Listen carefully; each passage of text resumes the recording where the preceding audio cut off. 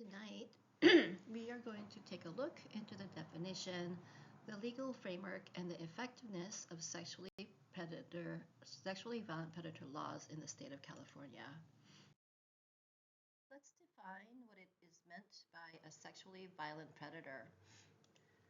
A sexually violent predator is an individual convicted of a sexually violent offense that includes child molestation, sodomy, or rape as defined by state law.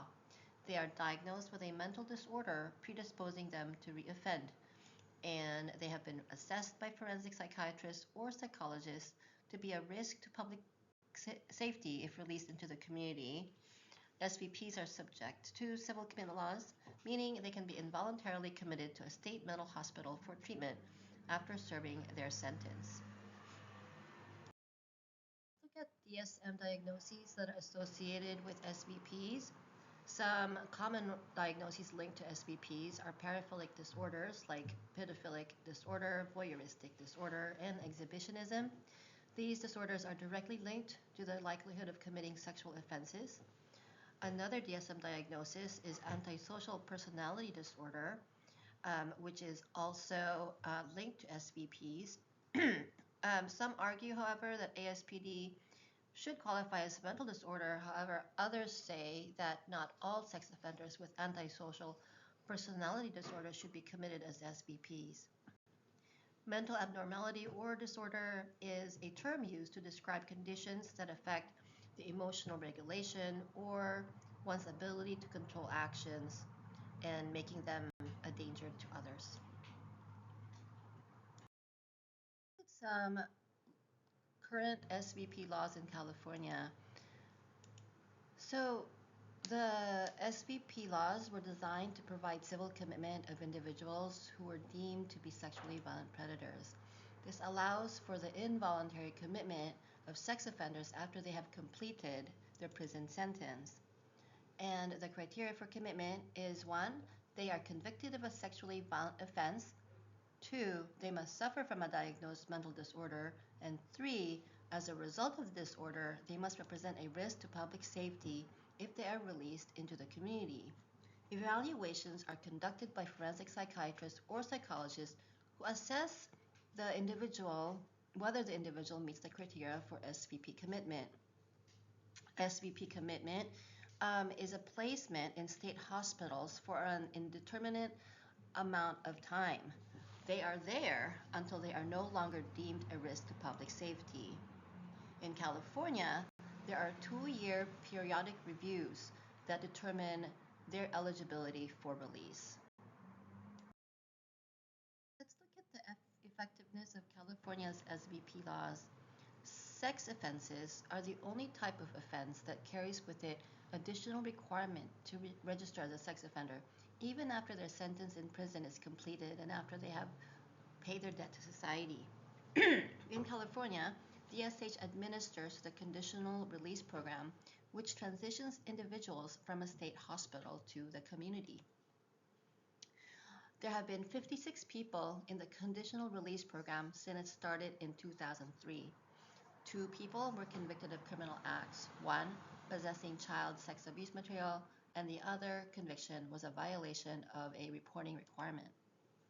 The 125 SVPs who were not enrolled in the Conditional Release Program had a higher rate of committing various offenses. 42 felony convictions, of which 2 were for sexually violent offenses, and then 5 were sexual offenses. Let's look a little bit about registration as a sex offender, what that actually means. In California and in other states, there are 3 risk levels. Level 3 is the highest risk to reoffend and are assigned to offenders who committed crimes that include felony child pornography, sex abuse materials, to sex with a child under 10. If released into the community, sexually violent predators would be given a risk level of 3 and be considered at high risk to reoffend. SVPs are risk level 3, which would carry with it lifetime registration. And as part of the California sex offender laws, offenders who are on probation or parole are required to be managed using the containment model. The containment model, as we have reviewed in the last class, includes treatment, intense supervision, and regular polygraphs. Let's look at some perspectives on SVP laws.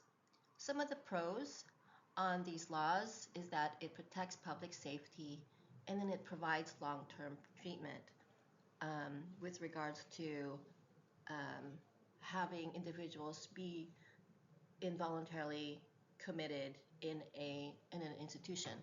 Some of the cons include high costs of civil commitment and ethical concerns about indefinite confinement. And then along with that is the low success rate of rehabilitation.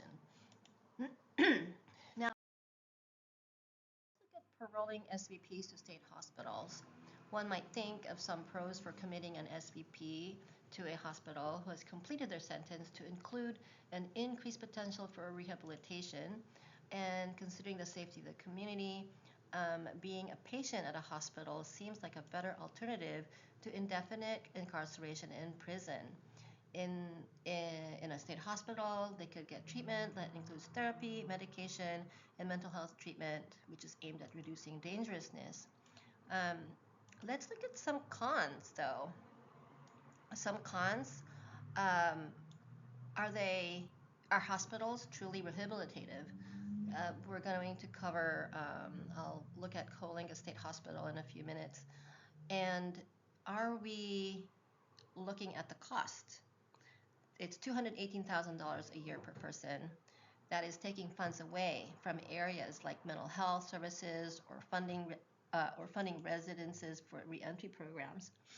Patients in state hospitals are treated like prisoners, not as patients who need treatment. And recidivism rates for sex offenders are lower, generally lower than other types of crimes. An indeterminate sentence means individuals could be in the hospital longer than their sentence. These individuals have already served their sentence. Let's look at the Coalinga State Hospital, which is considered by some as a shadow prison. Coalinga State Hospital is an involuntary civil commitment facility in California. It houses 941 individuals who were evaluated and labeled as SVP and deemed too dangerous to be released to the community. These individuals were placed in hospitals for treatment.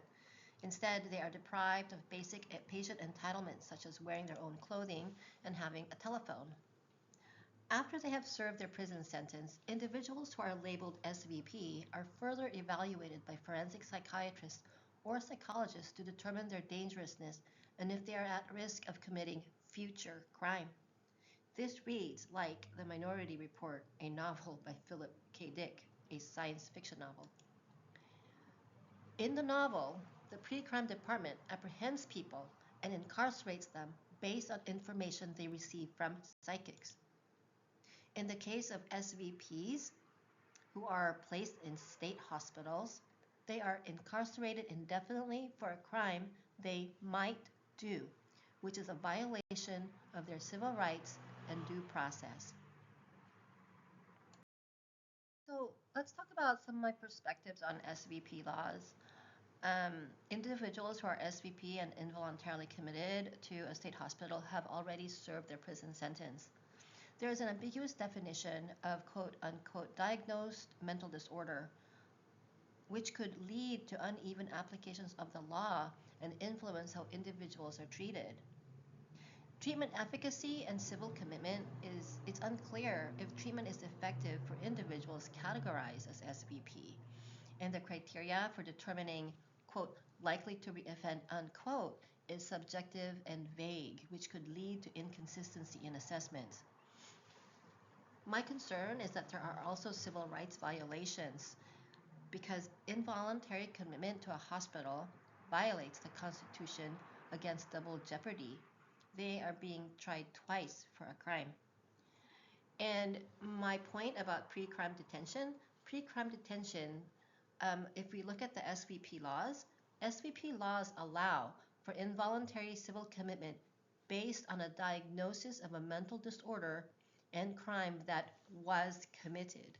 So we are looking for future crime based on what was committed in the past.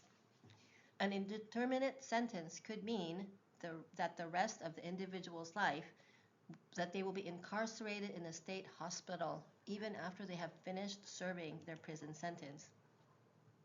People are being punished for future crimes. This is the science fiction story, Minority Report in action.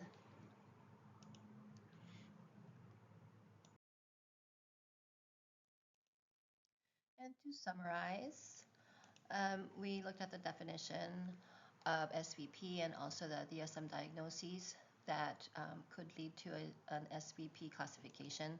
We also looked at California's legal framework in which containment model is a requirement, and the Coalinga State Hospital as a place where SVPs are institutionalized.